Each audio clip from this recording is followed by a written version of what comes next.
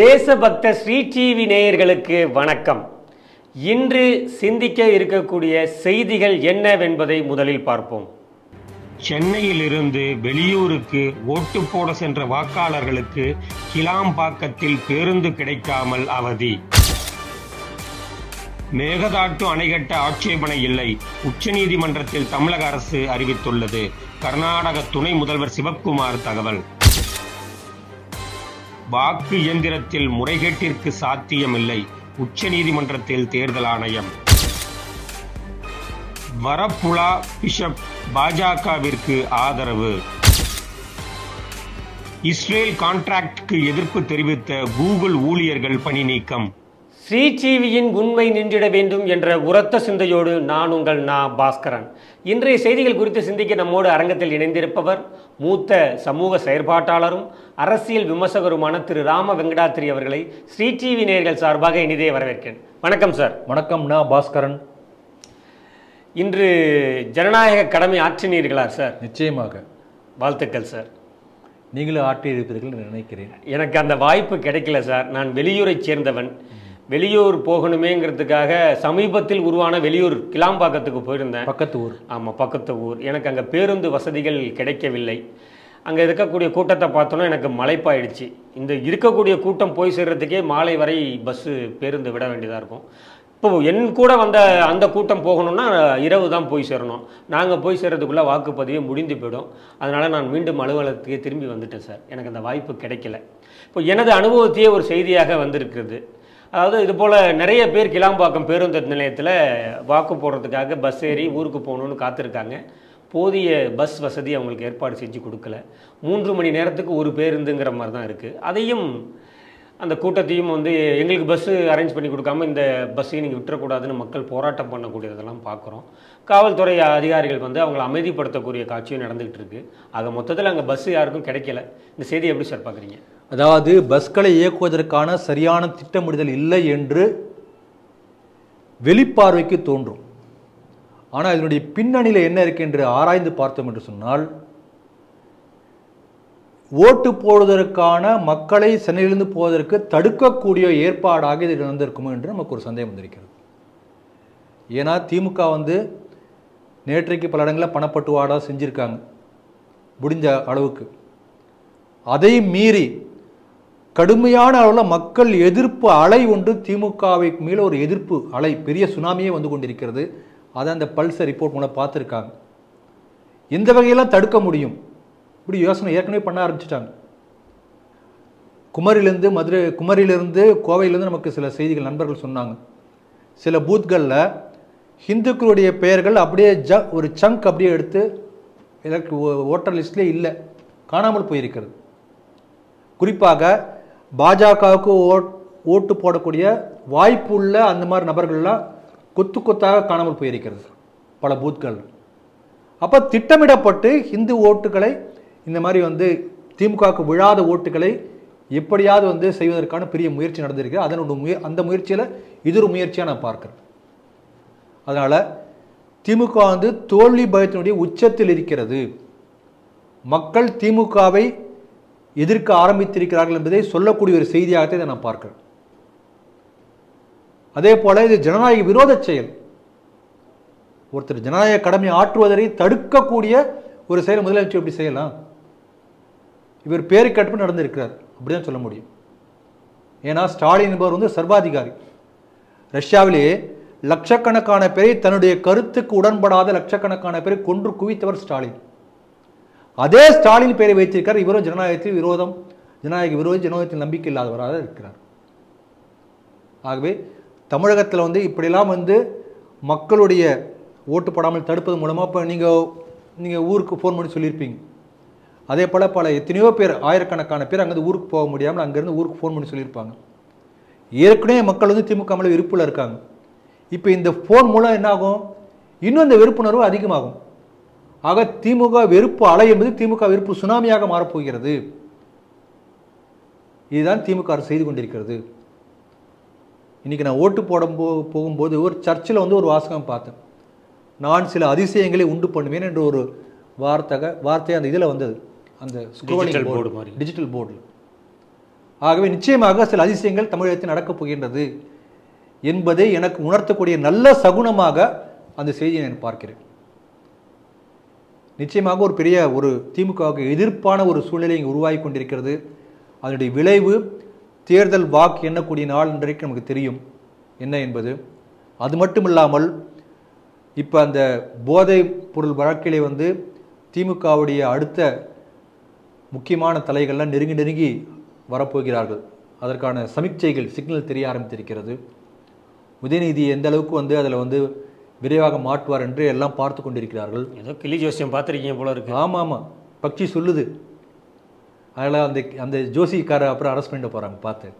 Dubai மற்றும் Singapore இந்த நாடுகளிலிருந்து சில ஷெல் கம்பெனிகள் மூலமாக கிட்டத்தட்ட 10 ஆண்டுகளாக செயல்படாத கம்பெனிகளிலிருந்து அந்த கம்பெனியில் சில கம்பெனிக்கு one of the director Udhayanidhi இருக்கார்.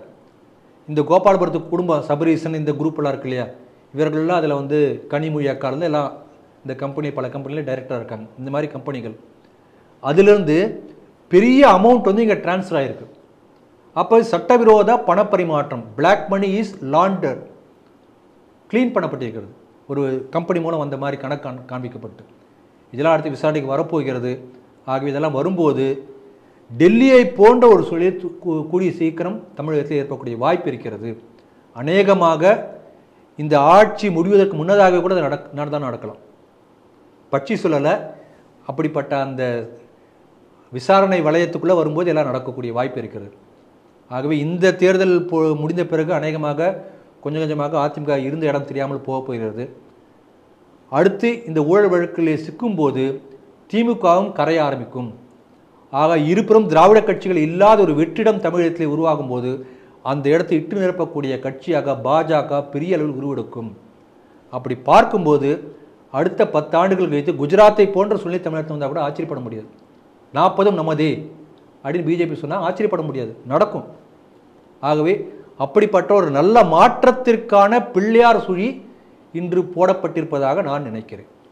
இரண்டாவது செய்தியாக காவிரியில் மேகதாட்டு அணை கட்டக்கூடிய ஒரு பிரச்சனை மீண்டும் எழுந்திருக்கிறது சார். மீண்டும் தான் சொல்லணும், ஏன்னா அதெல்லாம் இருந்து கொண்டே இருக்கிறது. அரசியல் இந்த போல தேர்தல் வரும்போது அது மீண்டும் அதை ஒரு சர்ச்சையாக ஆக்குவது வழக்கமாக இருக்குது. இப்போது கர்நாடக துணை முதல்வரும் நீர்வளத்துறை அமைச்சருமான DK சிவக்குமார் பிரச்சாரத்தில் பேசும்போது மீண்டும் இண்டி கூட்டணி ஆட்சி அமைத்தால் அப்போ கர்நாடக அரசு இந்த மேகதாட்டுள்ள அணை கட்டிடுவோம், தமிழ்நாடு அரசு எங்களுக்கு ஆட்சேபனை இல்லைன்னே உச்சநீதிமன்றத்தில் சொல்லிட்டாங்க, அதனால் இண்டி கூட்டணி ஆட்சி அமைத்தால் நம்ம ஈஸியாக அணையை கட்டிடலாம் அப்படின்னே அவர் அங்கே பிரச்சாரம் பண்ணியிருக்காரு. இந்த பிரச்சாரம் குறித்து இங்கே இருக்கக்கூடிய தமிழ்நாடு காவிரி விவசாய சங்கங்களின் தலைவர் PR பாண்டியன் இதுக்கு தமிழக அரசு என்ன சொல்லுது, இதுக்கு நேரடியாக அவங்க பதில் சொல்லணும், மௌனம் காக்கக்கூடாதுன்னு பாண்டியனும் கேள்வி எழுப்பியிருக்கார். இந்த செய்தியெல்லாம் எப்படி பார்க்குறீங்க? இண்டி கூட்டணி ஆட்சி அமைக்கப் போவதில்லை, அதனால் அதை புறந்தள்ளி விடலாம். ஆனால் இந்த இரண்டாவதாக சொன்ன செய்தி மனதை நெருடக்கூடிய ஒரு செயல். அதாவது தமிழக மக்களை ஏமாற்றி வஞ்சித்து பொய் சொல்லி இந்த திமுக அரசு நாடகம் ஆடுகிறதா என்கிற எண்ணத்தை நீங்கள் சொன்ன செய்தி ஏற்படுத்தியிருக்கிறது.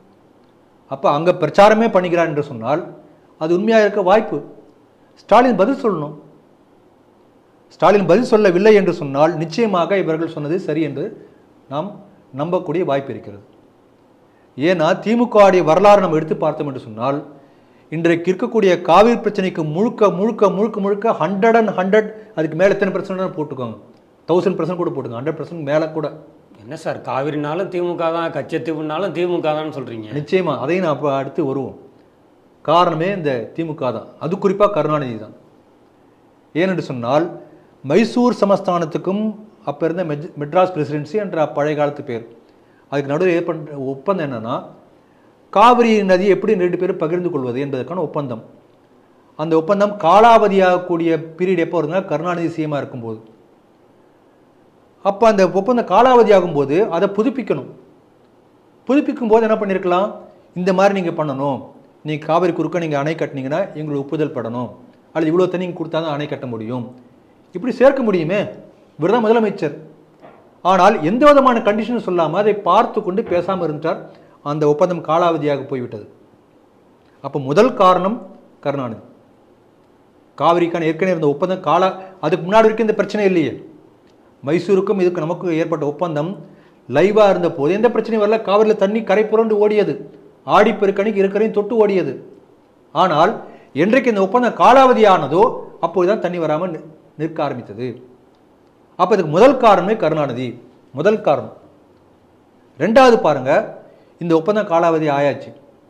கர்நாடகாவில் 2 ஹேரங்கி ஹேமாவதி என்ற மிக பிரம்மாண்டமான 2 அணைகள் கட்டுறாங்க கர்நாடக அரசு. அப்பையும் முதலமைச்சராக கருணாநிதி தான் இருக்கிறார்.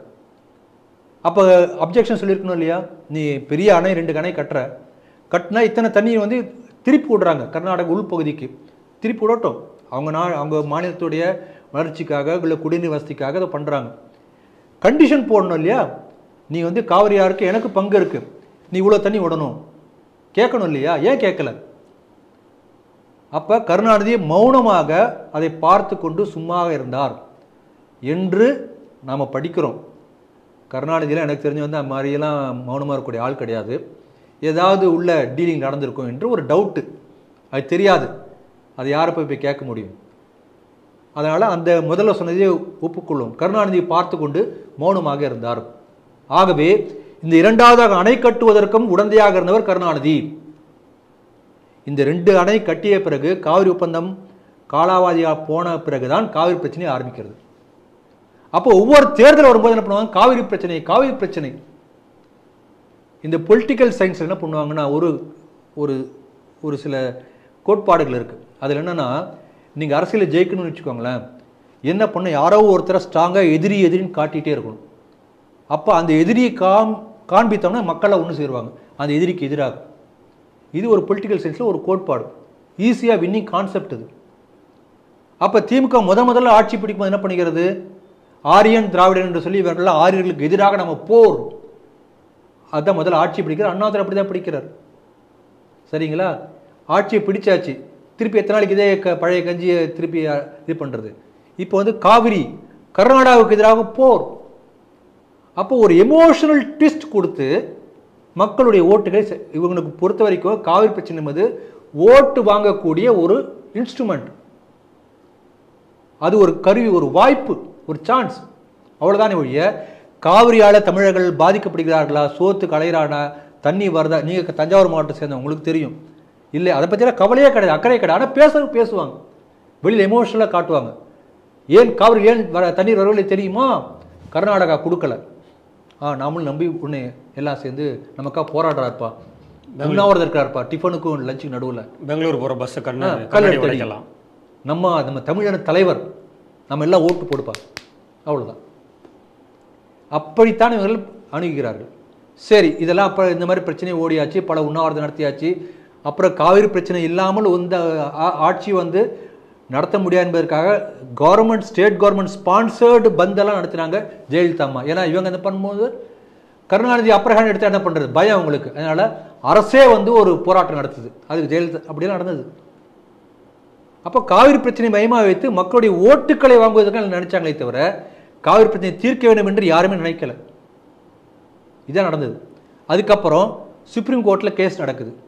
சுப்ரீம் கோர்ட்டில் என்ன சொல்கிறார்கள், காவிரி நீர் ஆணையம் ஏற்படுத்த வேண்டும் என்று சொல்லி எல்லா முழுக்கான தீர்மானங்களை சுப்ரீம் கோர்ட் ஆர்டர் வருகிறது.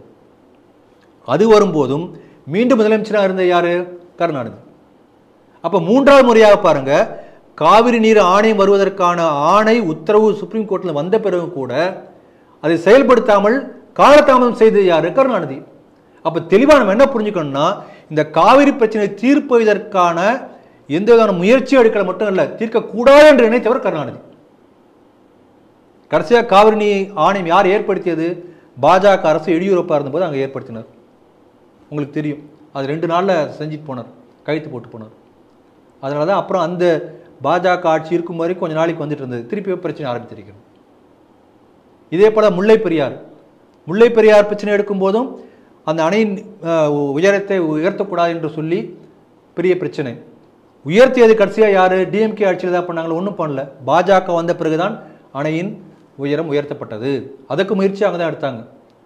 அப்போ உண்மையாகவே மக்களுடைய பிரச்சனையை தீர்த்து வைக்கக்கூடிய கட்சியாக பாஜக மட்டும்தான் இருக்கிறது. பிரச்சனைகளை பெரிதிப்படுத்தி மக்களை உணர்ச்சி பிழம்பாக்கி அந்த உணர்வுகளின் அடிப்படையில் வாக்குகளை அள்ளக்கூடிய ஒரே ஒரு வேலை மட்டும்தான், பாலிடிக்ஸ், அரசியல் மட்டும்தான் திமுக பண்ணியிருக்கிறது. வேறு எதுவுமே கிடையாது. கச்சத்தீவில் அதே தானே. கச்சத்தீவு வந்து உங்கள் அப்பா வீட்டு சுத்தாங்கிற மாதிரி அங்கே எடுத்து கொடுத்தாங்க. அதான் மோடி சொன்னார். மோடி அந்த வார்த்தை பயன்படுத்தலை, நாகரிகமாக சொன்னார். நீங்கள் வந்து மக்களுக்கு தெரியாமல் எடுத்து கொடுப்பதற்கு உங்களுக்கு யார் அதிகாரம் தந்தது என்று கேட்டார். எப்படி நீங்கள் பேசாமல் வந்து இப்போ இந்திரா காந்தி கொடுத்தாங்கன்னா உடனே இவங்க பேசாமல் இருப்பாங்களா? தமிழ்நாடு மாநில எல்லைக்குட்பட்ட தமிழ்நாடு ரெவென்யூக்குள்ள ஒரு தீவை இன்னொரு இன்டர்நேஷ்னல் தாண்டி இன்னொரு நாட்டுக்கு சென்ட்ரல் கவர்மெண்ட் கொடுத்துருமா இவங்களோட ஒப்புதல் இல்லாமல்? அப்போ அதுக்கு நீங்கள் சொன்ன அதே போல் இவங்க இந்த சர்க்காரிய கமிஷன்லேருந்து தப்பிப்பதற்காக, அதுலேருந்து அந்த தண்டனையிலேருந்து குறைப்பதற்காக அது ஏதோ ஒரு டீல் நடந்திருக்கு. இங்கே நடந்தே அங்கே ஒரு டீல் நடந்திருக்கு. அது தெரியாது நமக்கு. ஆகவே கச்சத்தீவை தாரை வார்த்ததற்கும் காங்கிரஸுக்கு துணை போனது இதே கருணாநிதி தான். அதனால் சுருக்கமாக ஒன்று சொல்லி முடிக்கிறேன். எப்போதெல்லாம் தமிழகத்திலே திமுக ஆட்சி நடந்து கொண்டிருக்கிறதோ அப்போது எல்லா சமயங்களிலும் ஏதோ ஒரு வகையில் காவிரி பிரச்சனை வந்து கொண்டே இருக்கும். நீங்கள் எடுத்து பார்த்துட்டே வாங்க. டிஎம்கே இல்லை, அந்த கருணாநிதி முதல்ல பிரச்சனை ஆரம்பிக்கிறார்களே, அப்புறம் ஆரம்பித்து வரிசையாக பாருங்கள். எல்லா சமயத்துலையும் இது வந்துகிட்டே இருக்கும். இப்பயும் வருது திமுக ஆட்சி. அதுக்கு வந்து நண்பர் ஒருத்தர் ஒரு வேடிக்கையாக ஒரு பதில் சொன்னார். அதுவும் நம்ம யோசித்து பார்க்கணும், அது இல்லைன்னு சொல்லிட முடியாது. அவர் என்ன சொன்னார்னா, காவிரி பிரச்சனை வந்தால் என்ன ஆகும்? காவிரி வறண்டு போகும், தண்ணி தரமாட்டோம். காவிரி வறண்டா என்ன ஆகும்?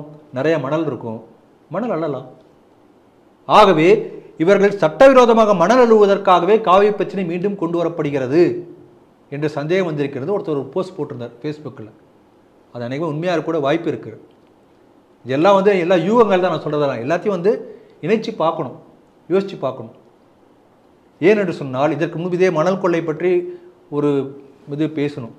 அப்போ அந்த புள்ளிவரை நான் சொன்னேன், எந்த அளவுக்கு மணல் கொள்ளை நடந்திருக்கிறது என்பது வந்து அந்த ஜப்பானிய மிஷின் முதற்கொண்டு அதை வைத்து அளந்திருக்காங்க. அதை வந்து இஸ்ரோ துணையோடு அந்த மிஷினை வச்சு இது பண்ணியிருக்காங்க. அந்த மிஷினில் உள்ள சர்வரில் உள்ள டேட்டாவை ஒப்பிட்டு பார்த்துருக்கார்கள். அப்போ என்னென்னா, இந்த 2 ஆண்டுகளிலே எந்த அளவுக்கு மணல் அள்ளப்பட்டிருக்கின்றது என்று சொன்னால் 50 ஆண்டுகளில் எவ்வளோ லைசன்ஸ் இருக்குது மணல் அள்ளுவதற்கு, அதை வந்து 2 வருஷத்துலேயே அள்ளியிருக்காங்க. அப்போ நமக்கு சந்தேகம் வலிக்கிறது இல்லையா? ஆகவே தமிழகத்தை கொள்ளையடிக்க வந்த கும்பல் திமுக. இந்த சந்தேகம் போக வேண்டும் என்று சொன்னால் ஸ்டாலின் வாயை திறக்க வேண்டும். மேகதாது அணைக்கு தமிழக அரசு ஒப்புதல் கொடுத்திருக்கின்றதா, ஒப்புதல் கொடுத்திருக்கின்றது என்று சொல்லியிருக்க சிவகுமாருடைய அந்த கருத்துக்கு இவர் பதில் சொல்லியே ஆக வேண்டிய கட்டாயத்தில் இருக்கிறார். அந்த கடமை இவருக்கு இருக்கிறது. 3வது செய்தியாக, உலகிலேயே மிகப்பெரிய ஜனநாயக நாடு இந்தியா. அங்கு வந்து தேர்தல் என்பது மிகப்பெரிய கொண்டாட்டம். அதை வந்து கிட்டத்தட்ட 7 ஃபேஸாக அந்த தேர்தல் நடக்குது. அதில் முதல் ஃபேஸு இன்று நடந்திருக்கு. சுமார் 100க்கும் மேற்பட்ட தொகுதிகளுக்கு இன்று வந்து எலெக்ஷன் நடந்திருக்கு. அப்போ இது தொடர்ந்து எதிர்கட்சிகள், இங்கே இருக்கக்கூடிய கட்சிகள் வந்து வைக்கக்கூடிய கம்ப்ளைண்ட் என்ன அப்படின்னா, அந்த வாக்கு இயந்திரம், அந்த இவிஎம் மெஷினில் வந்து கோல்மால் பண்ணுறாங்க, ஏதோ சீட்டிங் பண்ணுறாங்க அப்படிங்கக்கூடியதை தொடர்ந்து வச்சுக்கிட்டு இருக்காங்க. இன்றைக்கி வந்து தேர்தல் ஆணையமே உச்சநீதிமன்றத்தில் என்ன சொல்லியிருக்காங்கன்னா, எதுவுமே நீங்கள் பண்ண முடியாது, எந்த கோல்மாலுமே இந்த மிஷினில் பண்ணுறதுக்கு வாய்ப்பே இல்லை, சான்ஸே இல்லை அப்படின்னு உறுதிப்பட தேர்தல் ஆணையம் உச்சநீதிமன்றத்தில் ஒரு 14 பக்க அறிக்கையே கொடுத்துருக்காங்க. இந்த செய்தி எப்படி சார் பார்க்குறீங்க? அதாவது அந்த வார்த்தை வந்து நீங்கள் பார்க்கணும். அதாவது அசர்ட் என்று சொல்லுவாங்களே, அசர்ட்டிவ். அந்த வார்த்தை என்ன? No chance.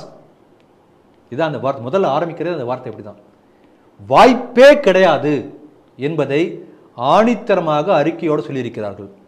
இதை நம்ம கவனிக்கணும். இதை பற்றி ஏற்கனவே போன செய்திகளில் நம்ம பார்த்தோம். அதிலேயே இதே போல் ஏற்கனவே வந்து தேர்தல் கமிஷன் வந்து ஒரு ஓப்பன் சேலஞ்சு கொடுத்திருந்தார்கள். இந்த மாதிரி இந்த மிஷினில் வந்து நீங்கள் இந்த மாதிரி நிரூபித்து காட்டுங்கள்னு சொல்லி அதுக்கு வந்து பரிசு கூட சொல்லியிருந்தாங்க. 5 லட்ச ரூபா பரிசு, சேலஞ்சு, ஓப்பன் சேலஞ்சு. அப்படி பரிசு தொகை அறிவித்த போது கூட யாருமே வரவே இல்லை. அப்போ என்ன அர்த்தம்? இந்த மாதிரி பண்ண முடியாதுன்னு அர்த்தம். அதனால் இப்போ என்ன பிரச்சனை எழுப்புறாங்கன்னா, அந்த ஒப்புகை சீட்டு வரக்கூடிய ஒரு எந்திரம் ஒன்று இருக்கிறது. அந்த எந்திரத்தில் வரக்கூடிய அந்த பேப்பர் வந்து அதெல்லாம் எல்லா மிஷினும் அந்த மாதிரி வைக்கணும். அப்போ அதெல்லாத்தையும் உட்காந்து ஒருத்தர் எண்ணணும். அப்புறம் அதை என்றால் பழைய பேலட் பேக்ஸுக்கு போயிடலாமே. எதுக்கு இது? இப்படிலாம் புதுசாக கிளப்பி விடுறாங்க. ஆனால் இப்போதைக்கு என்ன பண்ணுறாங்கன்னா, ஒவ்வொரு வாக்குச்சாவடியிலையும் ஒரு 5 சீட்டை எடுத்து டேலி பண்ணி பார்க்குறாங்க. ஆமாம், அது கரெக்டாக. அது என்னன்னா, இப்போ அதில் என்ன சிஸ்டம் பார்த்தீங்கன்னா, இப்போ இப்போ நான் ஓட்டு போடும்போது நான் காலையிலே போயிட்டேன். ஓட்டு போய் என் பேர் படித்த உடனேயே அங்கே உள்ள ஆஃபீஸர் என்ன சொல்கிறாருன்னா, எப்பா இவர் 120வது ஆள்பார், டோட்டல் ஓட்டு இவரோட சேர்த்து 120, இல்லை நோட் பண்ணிக்கோங்க அப்படிங்கிறார். அப்போ ஒவ்வொரு குறிப்பிட்ட இடைவெளிக்கு நடுவில் எத்தனை பேர் ஓட்டு டோட்டல் ஓட்ஸ் போல்டு அதை கவுண்ட் பண்ணுறாங்க. கடைசியாக போலிங் முடியும் போது டோட்டல் ஓட்ஸ் போல்டு எவ்வளோங்கிறத அவங்க நோட் பண்ணுறாங்க. இன்னைக்கு டோட்டலாக இந்த பூத்தில் இத்தனை ஓட்டு வந்தது. மேனுவலி வித் மிஷின் மிஷின்லேயும் பார்க்குறாங்க. ரெண்டுமே டேலி ஆச்சுன்னா அப்போ ஃபார்ம் 17 ஒன்று இருக்குது, ஃபார்ம் 17C. அந்த ஃபார்ம் 17Cயில் இது எல்லாத்தையும் எழுதி அந்த பூத்து எல்லாத்தையும் எழுதுவாங்க. யார் யார் பூத் ஏஜென்ட் எந்தெந்த கட்சிக்காரங்க எல்லாம் சேர்ந்து சைன் போடுவாங்க. சைன் போட்ட பிறகு இந்த மாதிரி 2 டேலி ஆகின்ற காரணத்தினால் இந்த இவிஎம் மிஷினை இன்னும் சீல் பண்ணுறேன் அப்படின்னு எல்லாரும் முன்னாடி வச்சு சீல் பண்ணுறாங்க. இந்த ரெக்கார்டு வச்சுக்கிறாங்க. புரியுங்களா? Full proof system. இப்போ திருப்பி போய் இது பண்ணுறாங்க, அங்கே போய் கவுண்ட் பண்ண போகிறாங்க. கவுண்ட் பண்ணும்போது ஏதோ மிஸ்மேட்ச் வருதுன்னு வச்சுக்கோங்களேன், ஏதோ ஒரு இடத்துல. அப்போ தான் என்ன பண்ணுவாங்கன்னா, இப்போ இந்த பூத்தில் இந்த இடத்துல மிஸ்மேட்ச் வருது. இப்போ காங்கிரஸுக்கு 100 ஓட்டு இந்த தொகுதியில், பாஜகவுக்கு இத்தனை ஓட்டு, எல்லாத்தையும் கூட்டுறாங்க. கூட்டி வந்தால் டோட்டல் எவ்வளோ வருது, அந்த டோட்டலும் டோட்டல் ஓட்ஸ் போல்டு டிஃப்ரென்ஸ் வந்தால் தான் அப்போ தான் என்ன பண்ணுவாங்க, ஒப்புகை சீட்டை பெட்டி எடுத்து எண்ணி பார்ப்பாங்க. கரெக்டுங்களா? அப்போ தான் பண்ணுவாங்க. அதுதான் இப்போ உள்ள சிஸ்டம். ஆனால் என்ன பண்ணுறாங்க, இவங்க அந்த மாதிரி ஒவ்வொரு முறை எண்ணி பார்க்கணும். ஏற்கனவே பல முறை இந்த மாதிரி அப்ஜெக்ஷன் கொடுத்து இந்த போன எலெக்ஷன்லேயே வந்தாச்சு. சில பூத்தில் உங்களுக்கு வேணும்னே பிரச்சனை பண்ணி இல்லை அதெல்லாம் ஒத்துக்க முடியாது, நீங்கள் எண்ணி தான் ஆகணும்பாங்க. அங்கே ரொம்ப ஸ்ட்ராங்காக இருப்பாங்க, பெரிய பிரச்சனை பண்ணுவாங்க. அப்போ உட்காந்து எண்ணி பார்ப்பாங்க. அந்த மாதிரி எண்ணி பார்த்தாங்கன்னா 2 டேலியாக இருக்கும். பார்ப்பா டேலி ஆச்சுல, பேசாமல் போ. அப்போ இந்த மாதிரி கிட்டத்தட்ட பல ஆயிரக்கணக்கான முறை இந்த மாதிரி எண்ணப்பட்ட ஓட்டுகள் மட்டுமே 4 கோடி ஓட்டு எண்ணிருக்காங்க கடந்த தேர்தல்களில். இந்த 4 கோடி ஓட்டுகள் எண்ணப்பட்ட அத்தனை முறைகளிலும் இதுவரைக்கும் ஒரே ஒரு முறை கூட there is no failure or no mismatch. இதுதான் சுப்ரீம் கோர்ட் சொல்லியிருக்காங்க. அப்போ it's a full proof system தானே, ஒத்துக்கிறீங்களா என்று கேட்டிருக்கிறார்கள். இதில் நம்ம கவனிக்க வேண்டியது என்னன்னா, இது என்ன அவங்க சொல்கிறாங்கன்னா, there is no external intervention in the voting machine. அதாவது தெளிவாக சொல்லியிருக்காங்க. இது நீங்கள் எப்படி பார்க்கணுன்னா, உதாரணத்துக்கு நான் சொல்கிறேன்னு வச்சுக்கோங்களேன். இப்போ வாஷிங் மிஷின் இருக்குது. வாஷிங் மிஷின் நீங்கள் உங்கள் மொபைல்லேருந்து ஏதோ ஒன்று அடித்து வாஷிங் மிஷினை மாற்ற முடியுமா? பண்ண முடியுமா? ஏன்? அதில் உள்ள ஒரு சாஃப்ட்வேர் ஒன்று இருக்குது, அது தனி, உங்கள் மொபைலில் இருக்கிற சாஃப்ட்வேர் தனி. There is no connection. எங்கே இருக்குது?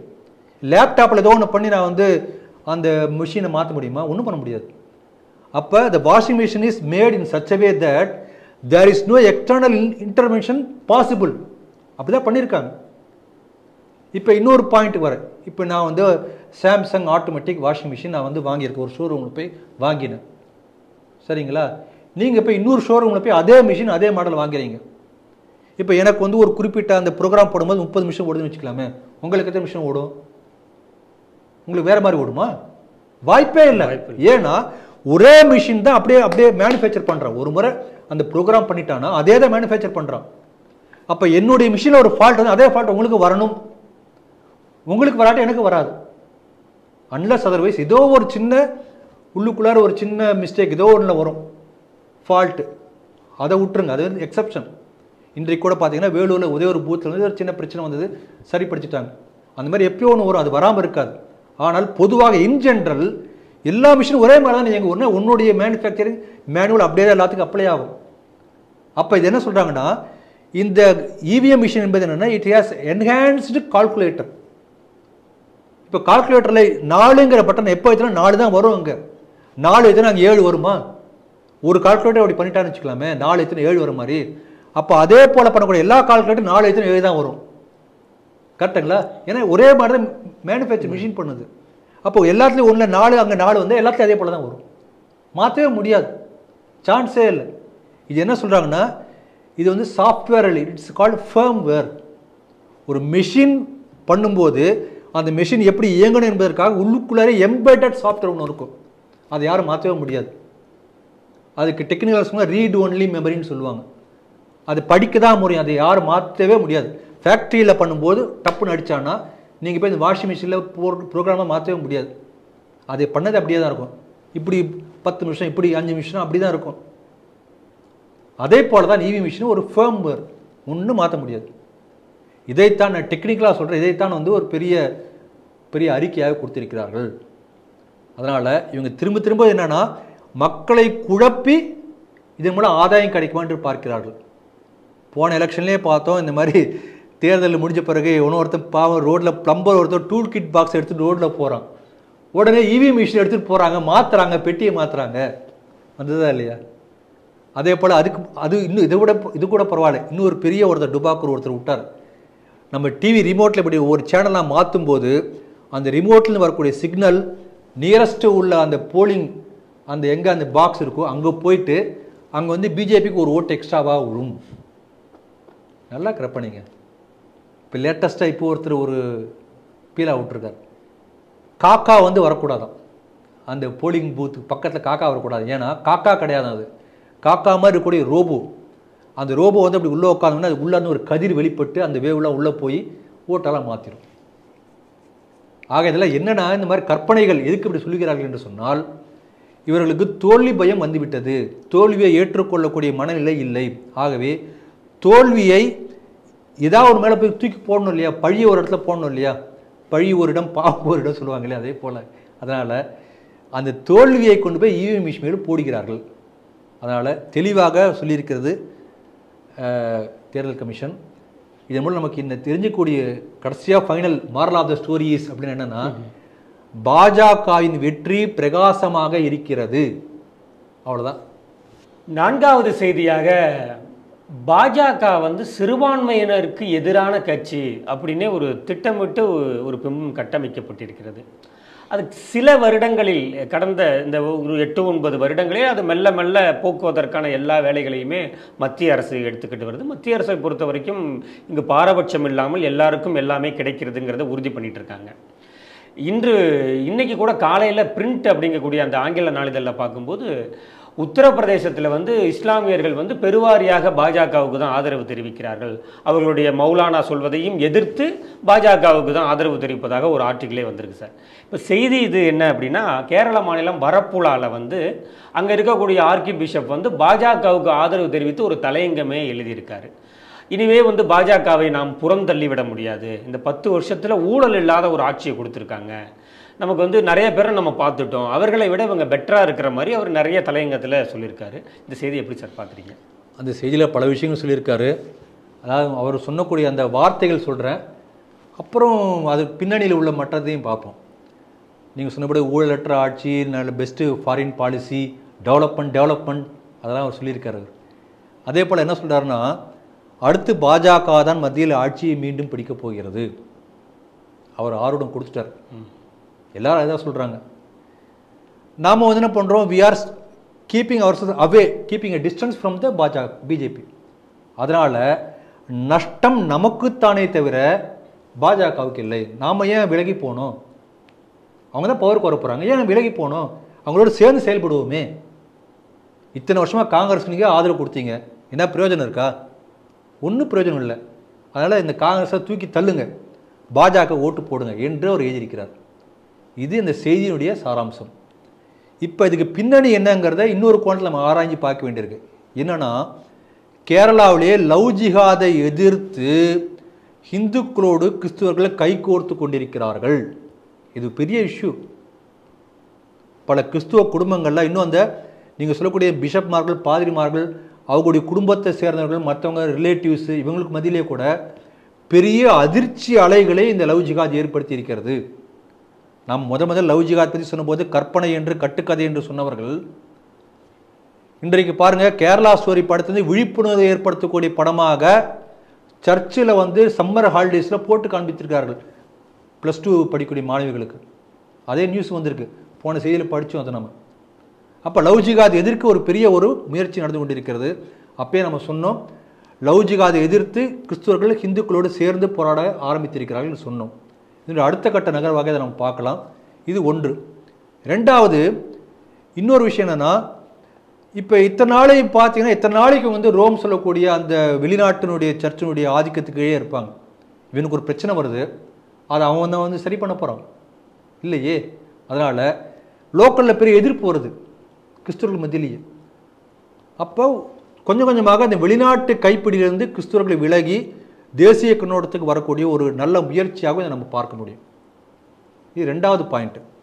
3வது என்னன்னா, இது நாம பார்க்கக்கூடிய நம்ம வழக்கமாக சொல்லி கொண்டிருக்கிற ஒரு செய்திக்கு வலு சேர்ப்பது போல இந்த செய்தி இருக்கிறது.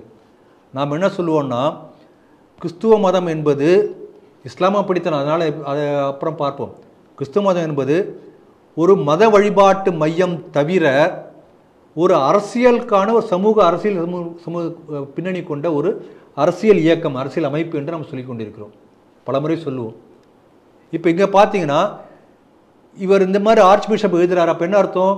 இனிமேல் கிறிஸ்துவர்கள் எல்லாரும் வந்து பிஜேபிக்கு ஓட்டு போடணும். அப்போ கிறிஸ்துவர்கள் எல்லாருமே என்மாஸ் அப்படியே பல்காக ஓட்டு போடுகிறார்கள்.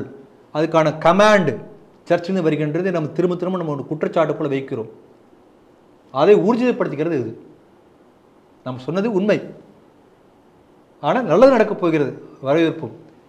இந்த நிகழ்வானது என்ன பண்ணணும்னா, அநேகமாக வந்து தெற்கு கேரளாவில் அதே போல் மத்திய கேரளாவில் பெரிய பாதிப்பை ஏற்படுத்தும்.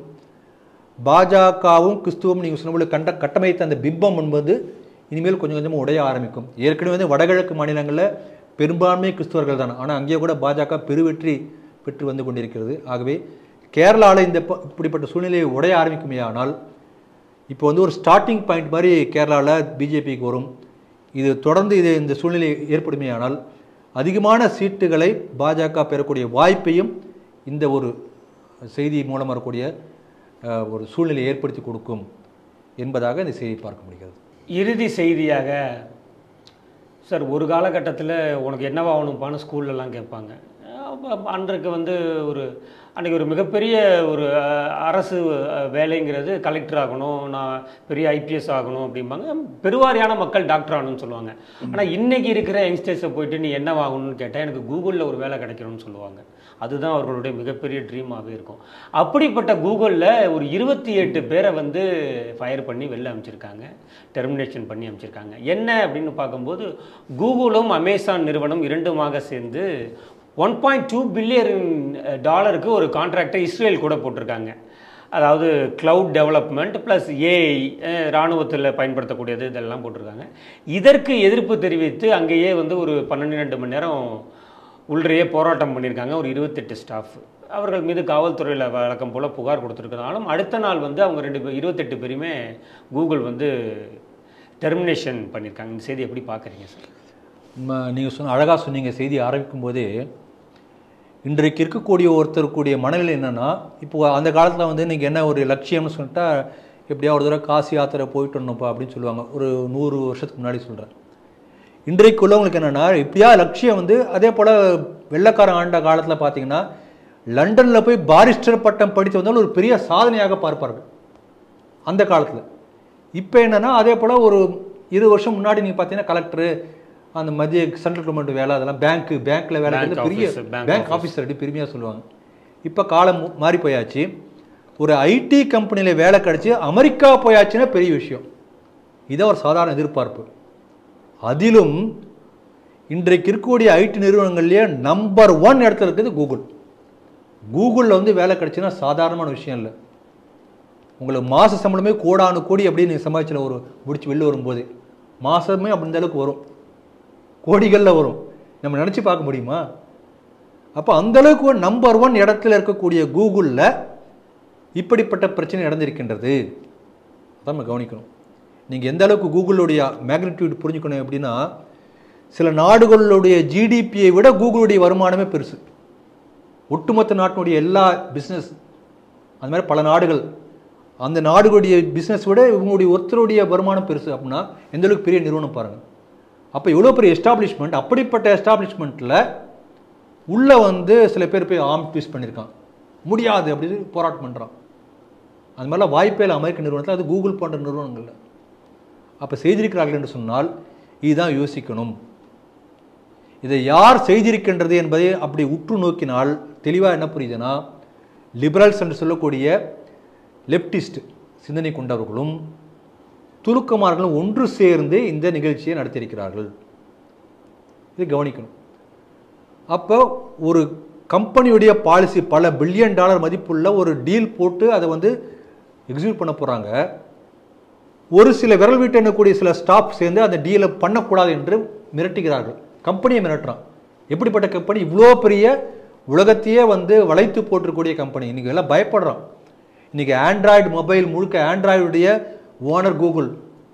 நீங்கள் ஒரு ஆண்ட்ராய்டு மொபைல் வாங்கினீங்கன்னா அதில் ஜிமெயில் அக்கௌண்ட் இல்லாமல் ஆண்ட்ராய்டு மொபைல் உபயோகப்படுத்த முடியாது. ஏன்னா Gmail account Google, Android operating system Google. அப்போ மிரட்டி கொண்டிருக்கிறார் கூகுள். உலகத்தினுடைய டெக்னாலஜிக்கு வேர்ல்டே மிரட்டிட்டு இருக்காங்க. அப்படிப்பட்ட ஜெயண்ட்டு, அந்த ஜெயண்ட்டே அசைச்சு பார்க்குறான் ஒரு சில பேர்னா, அப்போ இவங்க பின்னணி யோசனை பண்ணி பார்க்கணும். அதுக்காக நான் சொல்ல வரேன். ஒரு 18-20 பேர் இந்த மாதிரி பண்ணுறான். அப்போ அவனுக்கு பின்னணியில் எந்த அளவுக்கு வந்து பல வெளிநாட்டு சக்திகளை வேலை செஞ்சுருக்கும் யோசனை பண்ணி பார்க்கணும். நான் வந்து லிபரல்ஸ் அண்ட் முஸ்லீம்ஸ் சொல்கிறேன். ஆனால் லிபரல்ஸை சப்போர்ட் பண்ணக்கூடிய நாடுகள் அல்லது பெரிய அமைப்புகள், அந்த முஸ்லீம்ஸை சப்போர்ட் பண்ணக்கூடிய நாடுகள் அமைப்புகள், அப்படி பார்க்கணும் நம்ம. இதுதான் அதில் பின்னணியில் இருக்கக்கூடியது ஒரு முக்கியமான விஷயம். இப்போ நம்ம வந்து சிடிவியில் வந்து பல யூடியூப்பும் இட்ஸ் ஓன்ட் பை கூகுள் இல்லைங்களா? யூடியூப்பில் வீடியோ போஸ்ட் பண்ணுறீங்க, திடீர்னு பார்த்தா அது போகவே மாட்டேங்குது அப்படின்னா நீங்கள் பார்த்துருப்பீங்க இல்லைங்களா? இது ஏன் என்ற காரணம் வந்து இப்போ கொஞ்சம் புரிய ஆரம்பிக்கும். ஏன்னா சுந்தர் பிச்சை வந்து எல்லாத்தையும் பார்க்கலையே, அங்கே வேலை செய்யக்கூடிய அந்த எம்ப்ளாயீஸ் தான் எல்லா வேலையும் பார்க்குறாங்க. அப்போ அங்கே எம்ப்ளாய்மெண்ட் என்ற பெயரிலே ஐடியாலஜிக்கல் இன்ஃபில்ட்ரேஷன் உள்ளே நடந்து கொண்டிருக்கிறது. அதுதான் இந்த செய்தி நமக்கு சொல்லக்கூடிய ஒரு பெரிய உண்மை. அது ஒரு சித்தாந்த ரீதியாக ஒரு அமைப்பையோ ஒரு நாட்டையோ அதை வந்து என்ன பண்ணுறது, ஒரு கருத்துருவாக்கம் ஏற்படுத்துவதற்கான சிந்தனை கொண்டவர்கள் அங்கே உள்ளே போய் ஸ்டாஃப்களாக உள்ளே வேலைக்கு சேர்க்கப்படுகிறார்கள். அந்த மாதிரி ஆட்கள் இந்த மாதிரி சில வேலை பண்ணுறாங்க உள்ளே உட்காந்துட்டு, அதனால தான் நமக்கு இந்த மாதிரி வரதில்லை அப்படின்னு நம்ம சொல்லிட்டு இருந்தோம். இப்போ அது உண்மைன்னு தெரிய வந்திருக்கு. கூகுள் மட்டும் இல்லை, யூடியூப் மட்டும் இல்லை, ட்விட்டர் பார்த்தோம். அநேகமாக எல்லா சோஷியல் மீடியாக்களில் பல இடங்களில் anti Indian stand, anti Hindu stand தொடர்ந்து நீங்கள் பார்க்கலாம். அப்போ இதற்கான ஆட்கள் திட்டமிட்டு உள்ளே வேலை என்ற பெயரில் சேர்க்கப்படுகிறார்கள். அவங்க அந்த வேலையை கச்சிதமாக பண்ணி கொண்டிருக்கிறார்கள். இதுதான் இந்த செய்தி நம்ம தெரிஞ்சிக்கக்கூடிய முக்கியமான ஒரு பெரிய உண்மையே இது. இது ஒன்று. ரெண்டாவது பாருங்கள், இப்போ இவங்கெல்லாம் வந்து இந்த கூகுளில் நான் சொன்ன வந்து இப்போ சும்மா போய் அந்த மாதிரி இவங்கெல்லாம் டாப் மோஸ்ட் எம்ப்ளாயீஸ். இவங்க எல்லாருமே சாதாரண ஆள் கிடையாது. மேலே அந்த லேடரில் உயரத்தில் இருக்கிற ஆட்கள், எல்லாம் கோடிகளில் சம்பாதிக்கக்கூடிய ஆட்கள். இப்போ உன்னை வேலையை விட்டு நீக்க போகிறான்னு தெரியும் உனக்கு, இருந்தாலும் போராடி பார்க்குறான். அப்போ இத்தனை கோடி சம்பளம் போயிடுச்சு, இல்லை இப்படி ஒரு இது போயாச்சுன்னா கூட மோதுறான்னா அப்போ என்ன அர்த்தம்? He will be compensated சூட்டபிளி. இல்லாட்டி போராடுவானா? கான்சிக்வன்ஸ் தெரிஞ்சு தான் அவன் போடாரு. ஆமாம். அப்போ அந்தளவுக்கு காம்பன்சேட் பண்ணக்கூடிய இயக்கங்கள் பின்னணியில் இருந்து கொண்டிருக்கின்றன. இதெல்லாம் பார்க்கணும். அப்போ எவ்வளோ பெரிய ஆபத்து பாருங்கள். ஒரு பெரிய ஒரு கார்பரேஷன் கூகுள் போன்ற ஒரு பிரம்மாண்டமான அமைப்பையை கூட அசைத்து பார்ப்பதற்கு இந்த மாதிரி சில ஆட்களை அனுப்பி பண்ண முடிகிறது என்று சொன்னால், நமது நாட்டில் அதே போல் பல நிறுவனங்கள் இருக்குது. அவங்களாம் யோசிக்கணும். நிச்சயம் இந்த மாதிரி பண்ணக்கூடிய வாய்ப்புகள் இருக்கும். ஜோகோ கார்பரேஷன் பெரிய அளவில் பண்ணிட்டு இருக்காங்க. இப்போ பாருங்கள், வாட்ஸ்அப்புக்கு இணையாக அரட்டைன்னு ஒன்று கொண்டு வந்திருக்காங்க. எல்லாத்துக்கும் அந்த அமெரிக்கனுடைய இதுக்கு அப்படியே சேலஞ்ச் பண்ணுற மாதிரி நிறையா கொண்டுறாங்க. ட்விட்டர் மாதிரி ஒன்று ஏற்படுத்தியிருக்காங்க, நிறைய பண்ணுறாங்க. அப்போ அங்கே வேலை ஸ்டாஃபில் வந்து இந்த மாதிரி ஐடியாலஜிக்கல் இன்ஃபில்ட்ரேஷன் பண்ணக்கூடிய மாதிரி சில பேர் உள்ளே போக முடியும் என்று சொன்னால் அந்த நிறுவனத்தை அசைத்து பார்க்க முடியாது. இந்த பற்றி தெளிவு இருந்தாலும் கூகுள் பழிச்சிட்டான். அது கவனிக்காம விட்டோம்னா என்ன ஆகும்? இந்த ஆபத்து இருக்கிறது. இன்றைக்கு கூட பல பெரிய மல்டிநேஷனல் கம்பெனிஸ், கார்பரேஷன்ஸு, அதில் சிஎஸ்ஆர் ஃபண்டுன்னு ஒன்று இருக்கும், கார்பரேட்டு சோஷியல் ரெஸ்பான்சிபிலிட்டி. ஒரு குறிப்பிட்ட சதவீதம் வந்து அவங்க வந்து அங்கே இருக்கக்கூடிய, இப்போ ஸ்ரீபெரும்புதூர் ஒரு ஃபேக்ட்ரி இருக்குது, அந்த ஃபேக்ட்ரியை சுற்றி உள்ள இத்தனை கிலோமீட்டருக்குள்ளார கணக்கு இருக்குது. அந்த கிராமங்களில் இதில் சில சமுதாய நற்பணிகளை அவங்க செய்யணும். அதுக்கான பொறுப்பு அந்த கம்பெனிக்கு இருக்கிறது. அப்போ என்ன பண்ணுவாங்க, சில ப்ராஜெக்ட் எடுப்பாங்க. இது மெடிக்கல் கேம்ப்பு, எஜுகேஷன், ஹைஜீன், இந்த மாதிரிலாம் ப்ராஜெக்ட் எடுப்பாங்க. இதெல்லாம் பார்க்கறதுக்கு ஃபண்டு கொடுத்துருவாங்க. பல லட்சம் கோடி அப்படி போகும் ஃபண்டு. அதை பார்க்கறதுக்கு சிஎஸ்ஆருக்கு வந்து இந்த சோஷியல் சர்வீஸில் வந்து பட்டமேற்படி படித்த மாணவர்கள் மாணவிகளை போய் அங்கே போய் வேலைக்கு சேர்த்துவாங்க. என்ன ஒரு வருத்தமான ஒரு உண்மைனா, இப்படிப்பட்ட சமூக இந்த சேவை செய்யக்கூடிய அந்த அமைப்புகள் அதற்கான பட்டமேற்படிப்பு தரக்கூடிய நிறுவனங்கள் எல்லாமே தமிழ்நாட்டை பொறுத்த வரைக்கும் மற்ற இடங்களே அப்படி தான் இருக்க வாய்ப்பு இருக்கிறது. தமிழ்நாட்டை பொறுத்தவரை கிட்டத்தட்ட அநேகமாக 90% மேலே கிறிஸ்துவ நிறுவனங்கள், 90% கிட்டத்தட்ட அநேகமாக ஹிந்து நிறுவனங்கள் ரொம்ப கம்மியாக இருக்கும். அந்த ஹிந்து நிறுவனங்களையுமே ரிசோர்ஸ் பர்சனாக இருக்கக்கூடிய பார்த்தா கிறிஸ்துவம் இருப்பான். இது ஐடியாலஜிக்கல் இன்ஃபில்ட்ரேஷன். கிறிஸ்துவ நிறுவனங்களே கேட்கவே வேண்டாம். அப்போ அங்கே படிக்கக்கூடிய மாணவிகளை யார் போய் படித்தாலும் அங்கே போய் படிக்கக்கூடிய 2 ஆண்டுக்குள்ளாரையே அவங்க கிரிப்டோ கிறிஸ்தவர்களாக அநேகமாக மாற்றி விடுவார்கள். அப்போ சிஎஸ்ஆர் ஃபண்ட் எங்கே போகும்? இந்த ஃபேக்ட்ரி ஒன்றும் டைரெக்டாக பண்ணாது, ஒரு சில சோஷியல் என்ஜிஓ மூலமாக நடத்துவாங்க. அந்த என்ஜிஓ யார்? கிறிஸ்டியன்ஸ். அவங்க தான் நிற்பாங்க. அப்போ இந்த சிஎஸ்ஆர் ப்ராஜெக்ட் என்கிற ஒரு அற்புதமான ஒரு அமைப்பு, சென்ட்ரல் கவர்மெண்ட் ஸ்கீமு. ஆனால் என்ன ஆகுதுன்னா, இந்த மாதிரி கம்பெனியுடைய அந்த வெல்ஃபேர்க்காக வரக்கூடிய ஃபண்டு முழுக்க முழுக்க மத பிரச்சாரத்துக்காக, மத மாற்றத்துக்காக செயல்பட்டு கொண்டு இருக்கிறது. இதுதான். அப்போ எந்த அளவுக்கு ஐடியாலஜிக்கல் இன்ஃபில்ட்ரேஷன் நான் சொல்லுவேன். இது புதுசாக ஒரு வார்த்தையை நம்ம இதை வச்சு ஆராய்ச்சியே பண்ணலாம். ஆகவே நமக்கு ஒரு பெரிய ஒரு எச்சரிக்கை மணியை இது அடித்திருக்கிறது. கூகுள் போன்ற பெரிய நிறுவனங்களே அசைத்து பார்க்கக்கூடியவர்கள் இப்படி உள்ளே நுழைந்திருக்கிறார்கள் என்று சொன்னால், மற்ற நிறுவனங்களும் இதே போல் பல சிஎஸ்ஆர் ஒரு சின்ன உதாரணம் சொன்னேன், பல இதே போன்ற பல செயல்கள் அநேகமாக ஆரம்பித்திருக்கும், தெரியாமல் நடந்து கொண்டிருக்கும். இது ஒரு எச்சரிக்கை மணியாக எடுத்துக்கொண்டு ஒவ்வொரு கம்பெனி நடத்தக்கூடிய நிர்வாகிகள் யோசிக்க வேண்டும் என்று சொல்லி இதை நிறைவு செய்கிறேன். ஸ்ரீ டிவி நேயர்களுக்கு தெரியும், நாம் தினந்தோறும் 5 செய்திகளை சேகரித்து விவாதித்து மக்கள் முன் கொண்டு வந்து சேர்க்கிறோம். முன்னணி செய்தி ஊடகங்கள் எடுத்து விவாதிக்க தயங்கக்கூடிய, அஞ்சக்கூடிய செய்திகளை ஸ்ரீ டிவி நெஞ்சுரத்தோடு தேச நலனில் அக்கறை கொண்டு விவாதித்து உங்கள் முன் கொண்டு வந்து சேர்க்கிறது. அந்த வகையில் இன்றைய செய்திகள் சிந்தனைகள் நிகழ்ச்சியில் கலந்து கொண்டு தனது ஆக்கப்பூர்வமான கருத்துக்களை நம்மோடு பகிர்ந்து கொண்ட திரு ராம வெங்கடாத்திரி அவர்களுக்கு ஸ்ரீ டிவி நேயர்கள் சார்பாக நன்றியை தெரிவித்துக் கொள்கிறேன். நன்றி சார். நன்றி. ஜெய் ஹிந்த்.